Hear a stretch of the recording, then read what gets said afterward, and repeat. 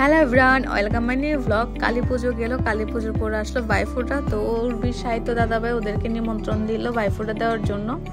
তো মিষ্টু উর্বি রেডি হয়ে চলে যাচ্ছে দাদাভাইকে ভাইফোঁটা দেওয়ার জন্য। ওরা খুবই খুশি, গানের তালে নাচতেছে, দুইজন মজা করে হাঁটতে হাঁটতে যাচ্ছে।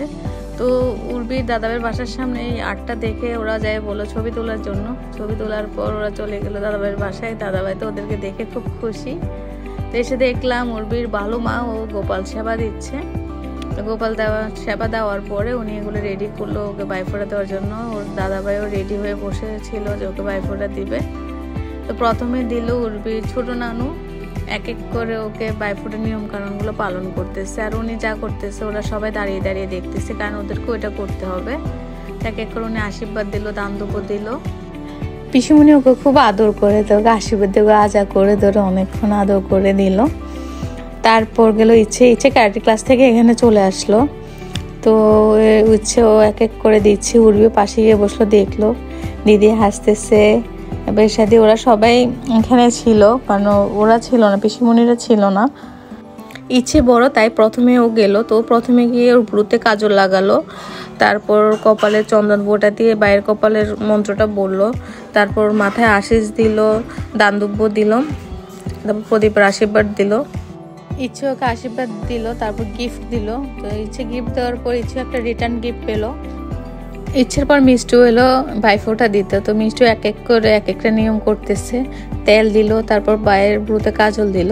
এরপর একটা জিনিস হলো যে ও অনেক কষ্টে চেষ্টা করলো ওই আঙ্গুলটা বের করে ভাইফোঁটা দেওয়ার জন্য, একটা আঙ্গুল বের করে দিতে ও পারতেছে না। তারপর অনেকক্ষণ চেষ্টা করার পরে ও সফল হলো ওই আঙ্গুলটা দিয়ে। তারপর বাইরের কোপারে তিলক দিল, তারপর এক এক করে ইচ্ছে বলে দিল, ও ইচ্ছেকে কপি করে ভাইফোঁটা দিল। তারপর বাইরের মাথায় আশীর্বাদ দিল, এরপর দান দুব্য দিল, বাইকে প্রদীপের আশীর্বাদ দিল। তারপর সাহিত্য যেহেতু বড় দাদা, তো ওকে বললো প্রণাম করার জন্য। সাহিত্যকে সুন্দর করে মাথা নুয়ে প্রণাম করলো, সাহিত্য পা বাড়িয়ে দিল। আমরা জিনিসটা দেখে সবাই খুব মজা নিলাম।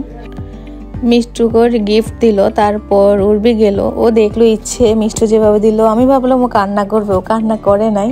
তো ও যখন গেল ইচ্ছে এক এক করে দেখিয়ে দিল এটার পর এটা দেওয়ার জন্য। ও চুপচাপ করতেছে। তো ও কাজল দেবে, ইচ্ছে কাজল লাগিয়ে দিল, হাতেও বাইরের কপালে লাগিয়ে দিল। তারপর হাতের আঙ্গুল বের করে ওর কপালে দিয়ে দিল। তারপর ইচ্ছে বলে দিল তুই এভাবে বল। তো ইচ্ছের কথা শুনে কপি করে এক এক করে বলল।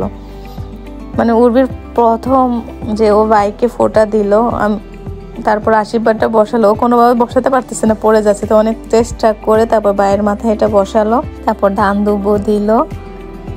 ধান দুপুরে যেহেতু উর্বিও ছোট বোন, তো ও নুয়ে বাইকে প্রণাম করলো।